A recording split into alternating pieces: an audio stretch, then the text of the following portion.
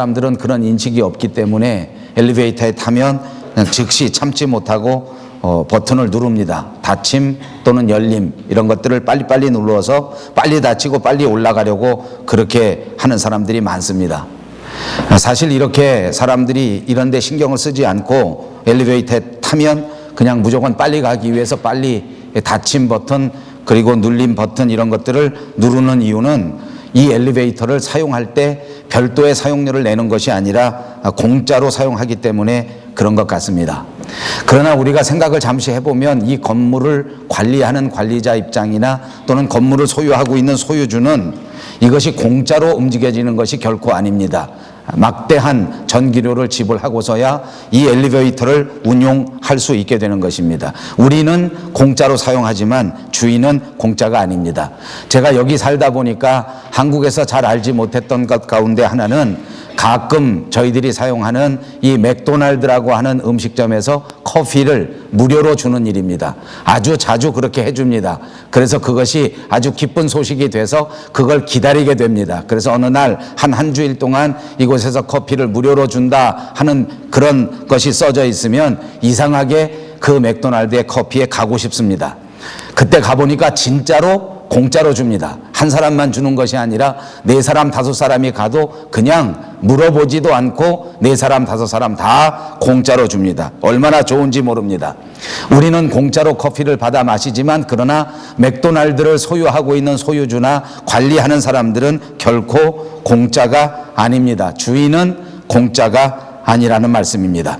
사도 바울은 우리를 가리켜서 우리의 구원이 공짜로 받은 은혜다 이렇게 우리에게 밝혀줍니다. 누구나 예수님을 믿고 예수님을 마음에 영접하기만 하면 구원을 공짜로 받을 수 있다 하는 것이 사도 바울의 말씀이요, 이것이 기독교가 우리에게 가르쳐주는 가장 큰 은혜 가운데 하나인 것입니다. 그러나 가만히 생각해 보면 우리는 다 공짜로 받아서 누리지만, 우리는 누구든지 공짜로 이것을 받을 수 있지만, 그러나 우리 인생의 주인이시고 우리 온 우주의 주인이신 하나님 편에서는 이 구원을 우리에게 공짜로 나누어 주시기 위해서 엄청난 대가를 지불하셨습니다.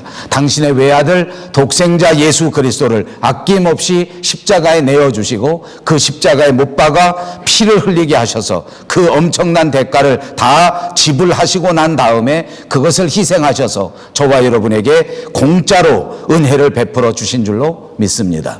고대 근동 지방에서는 십자가에 사람을 죽이는 처형 방법이 있었습니다. 죄수를 십자가에 매달아 놓고 그냥 거기서 기진맥진해서 죽게 만들어 버리는 것입니다.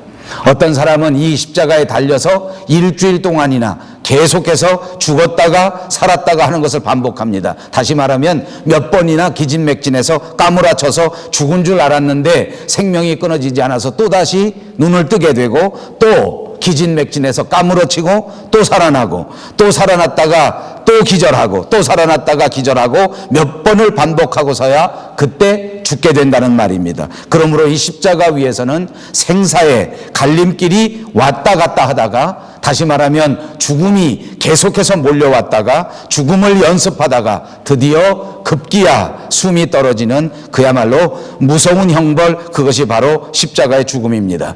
우리 주 예수 그리스도께서는 바로 이렇게 죽으셨습니다. 우리의 죄를 대속하시기 위하여, 우리를 위하여 희생하시고 우리에게 구원을 선물하시기 위하여 이렇게 십자가를 지고 십자가 위에서 처참하게 죽어 가신 것입니다. 그러므로 우리가 받은 구원은 우리에게는 공짜 은혜가 분명하지만 그러나 하나님은 엄청난 대가를 지불하셨다는 것입니다. 십자가의 은혜라고 하는 말은 하나님께서 아들을 죽이시면서까지 우리를 사랑해 주신 그 놀라우신 사랑의 표현인 줄로 믿습니다. 예수님이 못 박아 죽이신 곳은 해골이라고 불리우는 언덕이었습니다. 이 언덕이 멀리서 바라보면 마치 해골처럼 보이기 때문에 붙여진 이름이라고 합니다. 그래서 이 해골이라고 하는 이름이 히브리 말로는 골고다입니다. 그것이 로마의 말로는 칼바리아라는 말인데 여기서 영어가 나와서 캘보리라는 말이 나오게 되었습니다. 바로 우리말 갈보리라는 곳입니다. 예수님의 십자가가 바로 갈보리에서 이루어졌고 그 십자가 위에는 패를 만들어서 붙였습니다. 이 패라고 하는 말도 사인 또는 타이틀 또는 노티스라고 말할 수 있는 간판입니다. 거기다가 죄수에 대한 이름을 적고 그 죄수의 죄명을 낱낱이 기록해 둔 것, 그것이 바로 패입니다. 로마의 총독 빌라도라고 하는 사람이 유대인들의 지도자들의 고소를 받아들여서 예수님을 심판합니다. 그러나 자기가 심판할 때에는 예수님의 죄가 없다고 하는 사실, 다시 말하면 예수님이 무죄라고 하는 사실을 확인하게 됩니다. 그래서 그는 어찌하든지 이 재판에서 예수님을 무죄로 방면하려고 그렇게 여러 번 애를 씁니다. 그런데 유대인들이 계속해서 타협하지 않고 유대인들을 기어코 예수님을 십자가 위에 죽이겠다고 데모하고 또 압력을 놓고 계속해서 양보하지 않기 때문에 자칫하면 자기 자리가 위험하고 정치적 입지가 흔들릴 것을 염려해서 이 빌라도는 자기 양심을 버리고 정의를 포기해버리고 맙니다. 사실을 사실이라고 반포하지 못하고 정의를 정의라고 발표하지 못합니다. 그리고 무죄하지만 어쩔 수 없이 예수님을 십자가 형틀에 넘겨주게 된 것입니다. 여기 주목할 것은 이때 십자가 위에 쓰여진 이 명패입니다. 이 명패 위에는 예수님에게 더 씌워진 그 죄가 자세하게 기록되어 있습니다. 유대인 종교자들은 이 예수님의 죄를 하나님의 아들이라고 해서 하나님의 아들이라는 주장을 펼쳤다고 해서 이 사람을 죽이려고 한 것입니다. 그러므로 엄격하게 말하면, 정확하게 말하면 예수님의 죄는 하나님의 아들이라고 사칭한 죄, 다시 말하면 신성 모독죄라고 할 수 있습니다. 그래서 이 신성 모독죄는 유대인의 법에 의하면 사형입니다. 그러나 당시는 로마가 유대인을 다 다스리고 있었던 시대였고 로마의 법에 의하면 이 신성 모독죄라고 하는 죄명이 없습니다. 그리고 로마가 유대를 다스릴 때에는 일반적인 모든 것들은 유대 나라가 자치적으로 재판을 할 수 있도록 허용했지만, 그러나 사형에 관한 죄목은 반드시 로마 정부가 재판하도록 법을 만들어 놓았습니다. 그러니까 유대인들은 속국이기 때문에 아무리 자기들의 죄가 있다 하더라도, 자기 법이 있다 하더라도 사람을 사형시킬 때에는 자기들만 재판해서 되는 것이 아니라 부득불 로마의 총독에게 예수님을 끌고 가서 사형에 관한 재판을 받아낸 다음에야 사형을 집행할 수 있었던 시대였습니다. 그런데 이제 로마 법에는 말씀드린 것처럼 신성모독죄가 없습니다. 이것이 죄로서 성립이 되지 않을 뿐더러 이것 때문에 재판을 할 수도 없고 이것 때문에 사형을 언도할 수가 없었습니다. 이런 사실을 잘 알고 있었던 유대인들의 지도자들은 이 예수님을 어떻게 하든지 죽이려고 다른 죄로 예수님을 고소하고 없는 죄목으로 예수님을 얽어맨 것입니다. 백성들을 충동하고 밀란을 펼쳤다. 다시 말하면 요즘 우리나라 법에 국가보안법쯤 되는 그런 법을 적용하게 된 것입니다. 반역죄를 지었다고 뒤집어 씌웁니다. 그런데 이 반역죄라고 하는 것은 국가의 보안을 흔드는 죄요, 어느 나라를 막론하고 반역죄를 짓고 살아남는 나라는 없었습니다. 다시 말하면 로마 나라에 있어서도 반역죄는 아주 중대한 사안이요, 사형에 해당되는 중범죄였습니다. 빌라도는 사실 이 예수님을 아무리 심판해도 예수님에게 신성모독죄는 있는지 없는지 알 수 없지만, 그럼에도 불구하고 반역죄라는 것은 찾을 수가 없고 밀란을 일으키려고 했었던 그런 것도 찾을 수가 없었습니다. 아무리 찾아봐도 그런 혐의가 없었단 말입니다. 그런데도 불구하고 어떻게 하든지 예수님을 죽이려고 하는 그 유대인들이 얼마나 심하게 그렇게 계속해서 반대하는지 결국은 빌라도가 포기하고 사형 선고를 내립니다. 그리고 죄목을 쓸 때에 유대인의 왕이라 이렇게 적었습니다. 이런 과정을 통해서 유대인 이 예수 그리스도가 지신 그 골고다 언덕 갈보리 십자가 위에는 명패가 쓰여졌는데 거기에 나사렛 예수 유대인의 왕 이렇게 쓰여진 것입니다. 이 제목을 놓고도 유대인들은 크게 시비를 겁니다. 본문 21절 22절에 보니까 빌라도에게 말하기를 이렇게 쓰지 마라. 이 사람이 유대인의 왕이라고 쓰면 우리가 다 이 사람의 신하가 되는 것 아닌가? 그러니까 그렇게 쓰지 말고 자칭 유대인의 왕이라 이렇게 쓰라 라고 압력을 또 넣었습니다. 그러나 빌라도가 여기는 더 이상 양보하지 않습니다. 내가 죄도 없는 사람을 너에게 넘겨주고 혐의도 찾지 못했는데 사형에 넘겨주었는데 그런데도 불구하고 지금 이 부탁은 들어줄 수가 없다. 이제 더 이상은 내가 너희들의 부정한, 너희들의 잘못된 요구를 들어줄 수가 없다. 그래서 그가 대답하기를 내가 쓸 것을 썼다. 내가 보기에는 그 사람이 분명히 유대인의 왕이요, 그 사람이 분명히 하늘로부터 내려온 하나님의 아들이 맞다 하는 것을 가르쳐 준 것입니다. 빌라도는 유대인의 항의에도 불구하고 보란 듯이 그대로 나사렛 예수 유대인의 왕 이렇게 적어 놓습니다. 여러분, 그랬더니 어떤 결과가 생긴지 압니까? 그때가 바로 절기상으로 유월절 절기였기 때문에 정말 많은 사람들이, 순례객들이 예루살렘에 돌아오는 절기였습니다. 그러니까 수없이 많이 먼 곳에 멀리 떨어져 살던 디아스, 포라 같은 사람들마저도 다 같이 유월절 절기를 지키기 위하여 예루살렘으로 돌아오던 절기였단 말입니다. 그때 이 골고다 언덕은 모든 사람들이 가장 잘 볼 수 있는 언덕 가운데 하나였습니다. 그때 돌아오던 수많은 사람들이 이 예수 그리스도의 십자가를 바라보고 이 예수 그리스도의 십자가 위에 놓여진 이 명패를 바라보게 되었습니다. 나사렛 예수 유대인의 왕.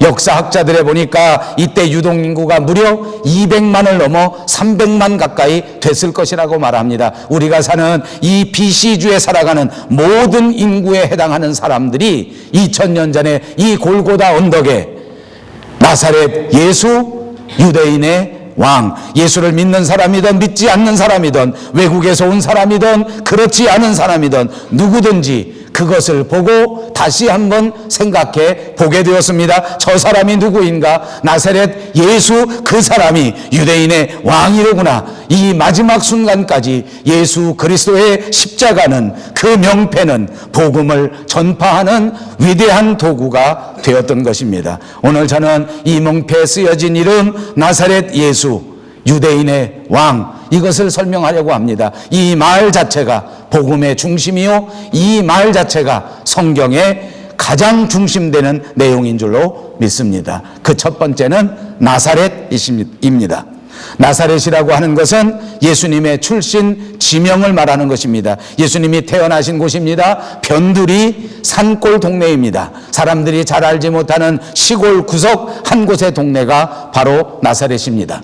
예수님은 우리가 아는 것처럼 하나님의 아들이십니다. 그럼에도 불구하고 그는 가장 낮은 곳으로, 인간의 모습을 입고 천한 곳으로 내려오셨습니다. 목수의 아들로 태어나셨고 베들레헴 마구간에 내려오셨고 어릴 적부터 가장 작은 동네 나사렛 동네에서 자라나셨습니다. 사람으로서 가장 낮은 곳으로, 사람으로서 가장 천한 모습으로 우리 가운데 오셨다는 것입니다. 그리고 그의 일생 마지막 순간에는 가장 잔인하고 모든 사람들이 가장 수치롭게 생각하는 그 십자가 틀에 매달려서 그 위대한 인생을 마감하셨습니다. 예수님의 이러한 모습을 성경은 우리에게 이렇게 가르쳐 줍니다. 빌립보서 2장 6절에서 8절에 기록하기를 그는 근본 하나님의 본체시나 하나님과 동등됨을 취할 것으로 여기지 아니하시고 오히려 자기를 비워 종의 형체를 가지사 사람들과 같이 되었고 사람의 모양으로 나타나사 자기를 낮추시고 죽기까지 복종하셨으니 곧 십자가에 죽으심이라.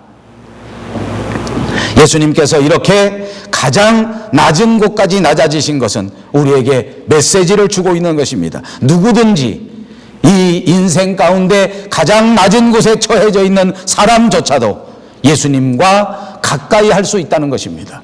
예수님과 만날 수 있다는 메시지를 우리에게 주시는 줄로 믿습니다. 그렇습니다. 남녀노소 빈부 귀천 없이 누구든지 예수님께 나올 수 있고 예수님을 만날 수 있고 예수님과 교제할 수 있다고 하는 사실을 꼭 믿으시기를 바랍니다. 사람이 아무리 다양한 환경 속에 처하여 있다고 할지라도 예수님을 만나지 못할 사람은 아무도 없다는 것입니다. 예수님 앞에 나올 수 없는 사람은 아무도 없습니다.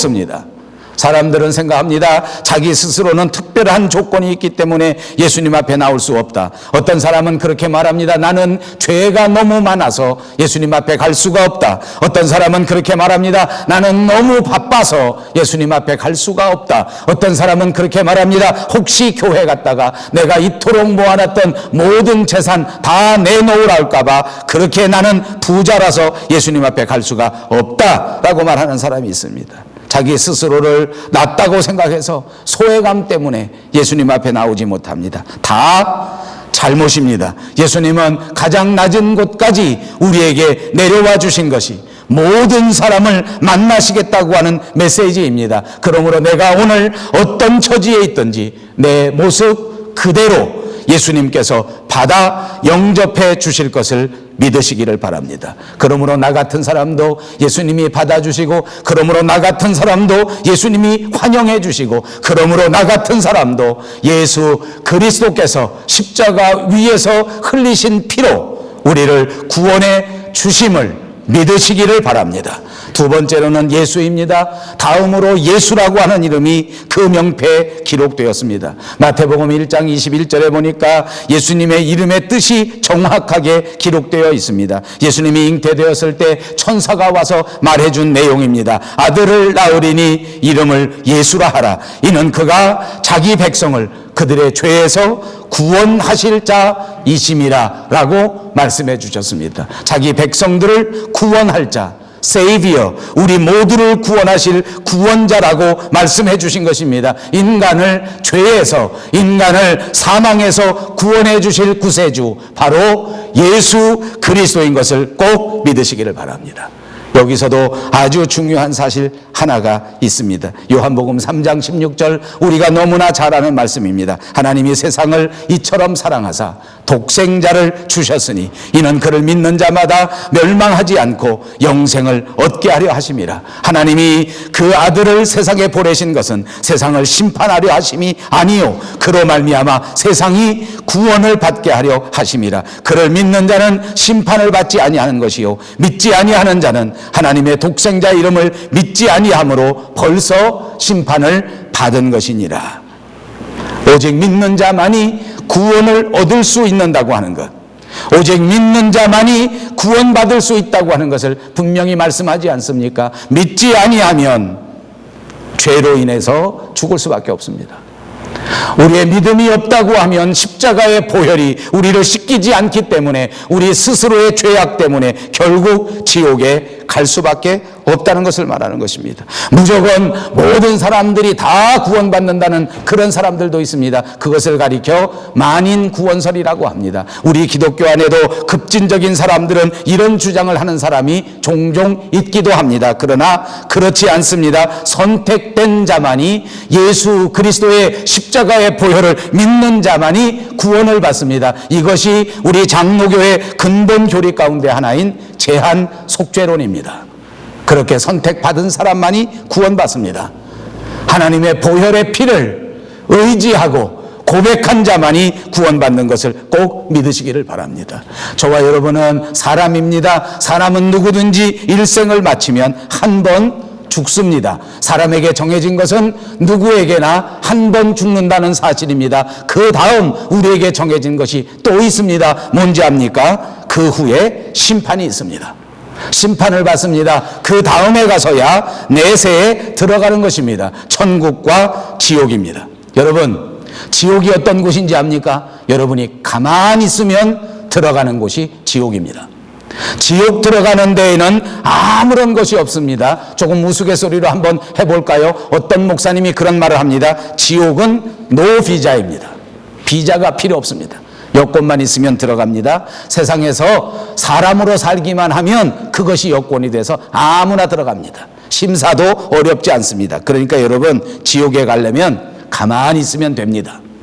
천국은 어떤 곳인지 압니까? 반드시 비자가 필요합니다. 천국에 들어가기 위하여 믿음의 비자가 있어야 한단 말입니다. 반드시 이 세상을 살아가는 동안 우리의 일생 가운데 비자를 받기 위하여 믿음으로 예약해 두어야 합니다. 살아가는 동안 믿음을 가져야 합니다. 죽은 다음에는 결코 비자를 받을 수 없습니다. 그러므로 우리가 살아가는 동안 믿음으로 비자를 신청하면 이 믿음이 천국 비자를 발급해 주고 이 비자를 가진 사람만이 천국에 들어갈 수 있다는 것입니다. 사랑하는 여러분, 그러므로 우리가 일생을 살아가는 동안 우리가 정말 여러 가지 중요한 일들이 많습니다. 살아가는 동안 먹고 사는 일이 중요하지 않습니까? 살아가는 동안 인간답게 살기 위하여 이 모든 문화생활하고 모든 학습생활하고 모든 교회생활하는 것이 중요하지 않습니까? 살아가는 동안 인간답게 살기 위해서 인간관계가 얼마나 중요합니까? 그러나 여러분,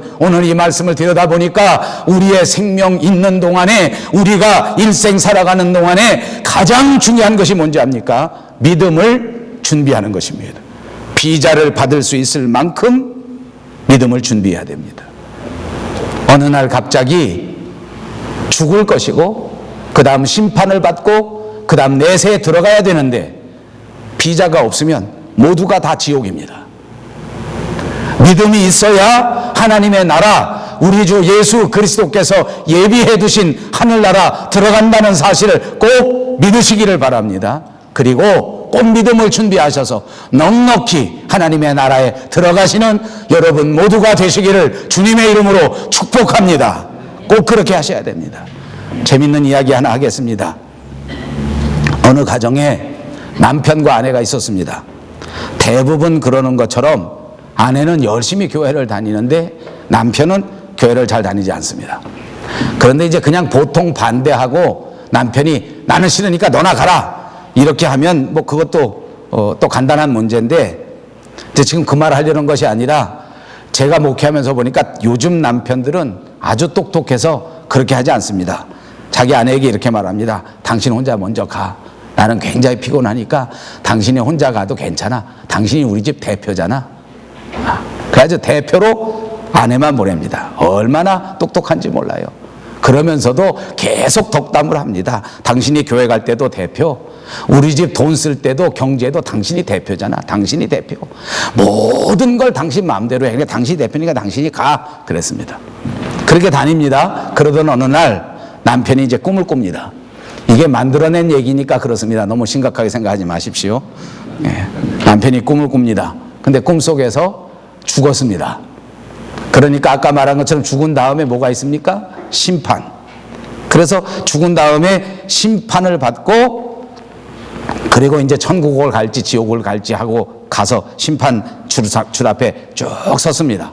여지없이 심판을 받기 위해서 보니까 거기에 천사들이 서가지고 천국 문 앞에서 그렇게 검문을 하는 거예요. 비자 있는 사람은 들여보내주고 비자 없는 사람은 거기서 빠꾸시키는 거예요. 근데 꿈속에 보니까 자기가 누구랑 같이 갑니까? 자기 아내랑 같이 갑니다. 자기 아내랑 같이 막 탁 간데 보니까 자기 아내는 비자가 있습니까? 없습니까? 비자를 탁 들었습니다. 그래 남편이 보니까 그러면 그렇지 내가 그동안에 대표로 교회 가라고 얼마든지 내가 후원해주고 그동안 그렇게 계속 밀어줬으니까 비자를 받았구나. 옆에 딱 썼습니다. 그래 딱 천국문을 지키고 있는 천사가 비자 내놓으시오 하니까 아내가 비자를 탁 내놨습니다. 비자를 내놓으니까 들어가십시오. 여지없이 들어가라고 합니다. 그러니까 아내가 싹 들어가니까 남편이 따라 들어가려고 쫙 옆에 서서 들어가면 어떻게 됐겠습니까? 문 앞을 지키는 천사가 탁 가로막습니다. 당신은 뭐요? 물어봤습니다. 그랬더니 설명을 합니다. 나는 누구냐면 바로 이 사람의 남편인데 이 차 저차 이 차에서 내가 사는 동안에 계속해서 대표로 이 사람을 보내고 나는 계속 후원해서 있었기 때문에 이 사람 따라 들어가도 괜찮습니다 하고 설명합니다. 천사가 가만히 들어보니까 말이 맞는 것 같아요.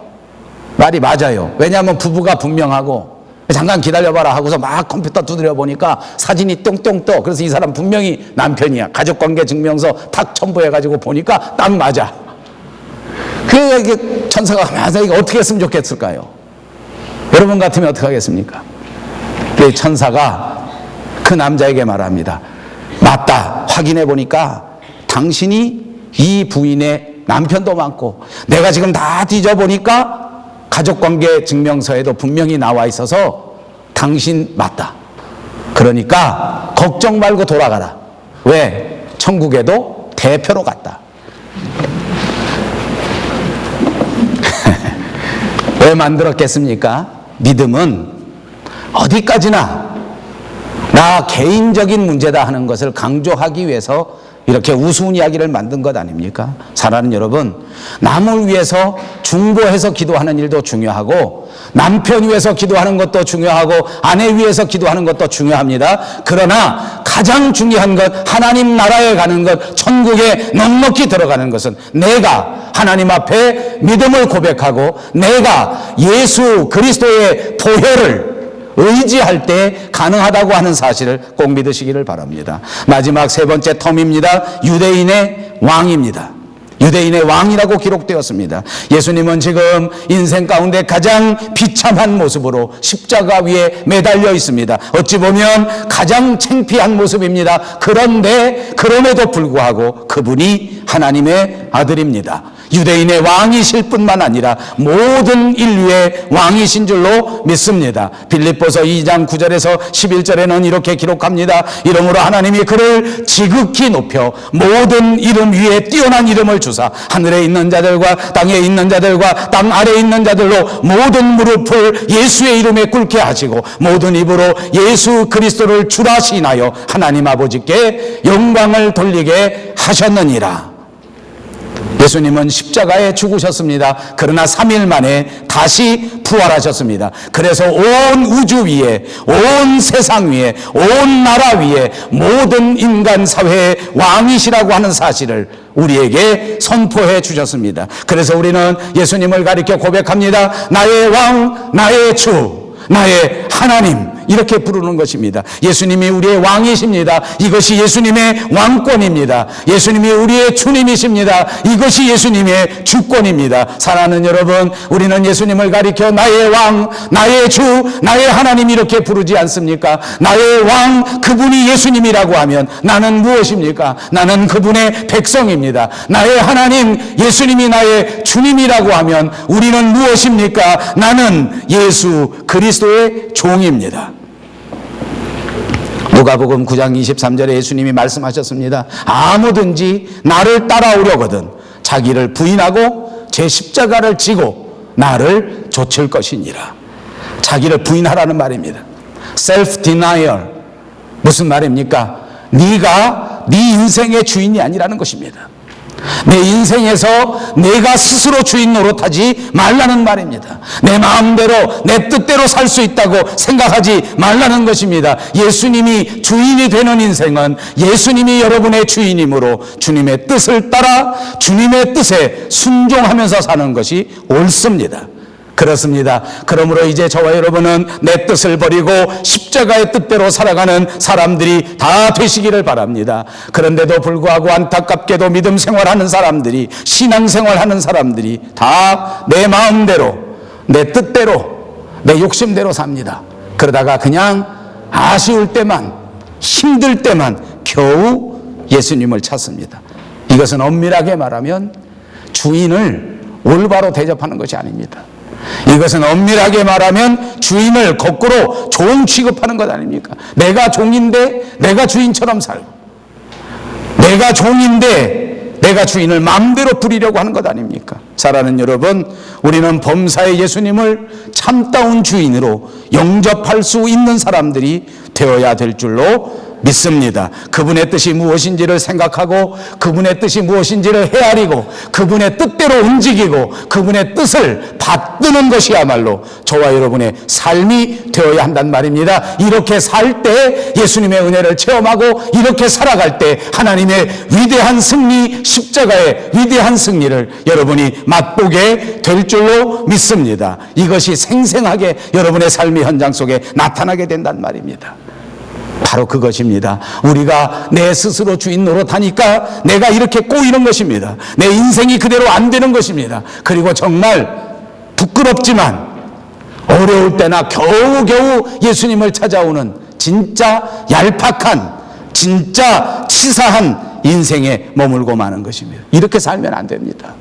전체적으로 하나님 앞에 맡겨야 될 줄로 믿습니다. 한 가지 여러분이 잘 아는 또 만들어낸 이야기 하나만 더 하고 이 말씀 마치겠습니다. 아주 유명한 이야기라 여러분들도 많이 들으셨을 것입니다. 어느 건축회사가 하나 있었습니다.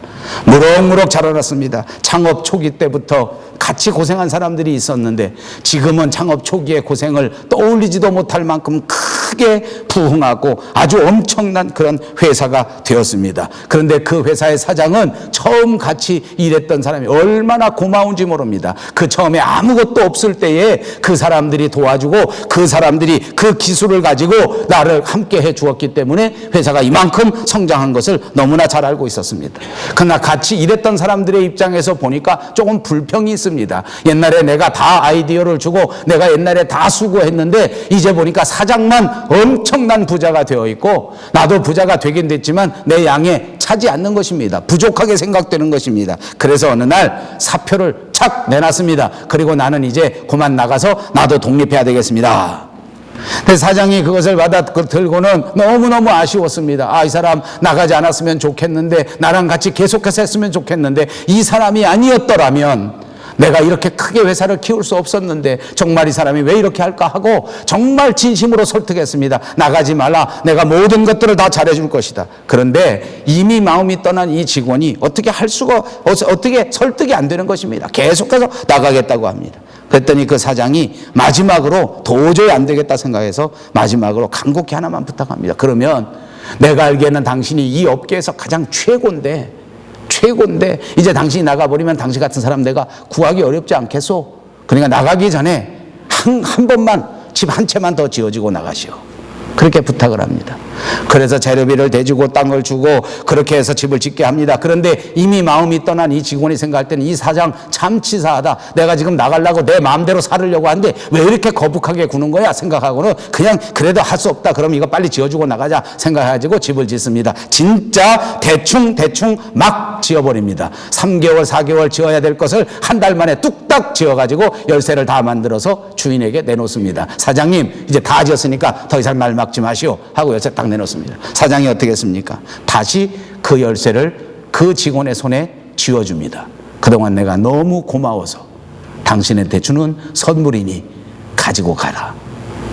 여러분 이 말 제가 왜 하는 줄 압니까?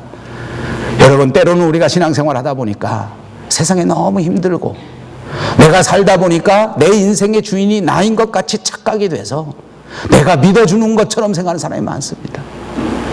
저는 목회생활하면서 이런 사람 많이 봤습니다. 목사님 제가 교회 나가드렸잖아요. 목사인 저를 봐서 3개월 나와줬다는 거예요. 목사인 저를 봐서 1년 동안 교회를 착실히 나와줬다는 거예요. 너무 감사합니다. 저를 보고 나와줬으니 얼마나 고마운지 모릅니다. 그러나 교회는 목사를 보고 나와주는 곳이 아닙니다. 여러분 교회 나와서 하나님 앞에 영광 돌리고 교회 나와서 하나님 앞에 희생하고 교회 나와서 하나님 섬기니까 나는 아무것도 아닌 줄 아닙니까? 아니요. 여러분의 섬김의 삶이 오늘 이 열쇠처럼 다시 여러분의 인생에 돌아가는 것입니다. 하나님을 믿고 철저하게 섬김의 삶을 살면 여러분의 인생 자체가 복을 받고 행복한 인생이 되는 것을 믿으시고 열심히 충성된 그리스도인들이 꼭 되시기를 주님의 이름으로 축복합니다.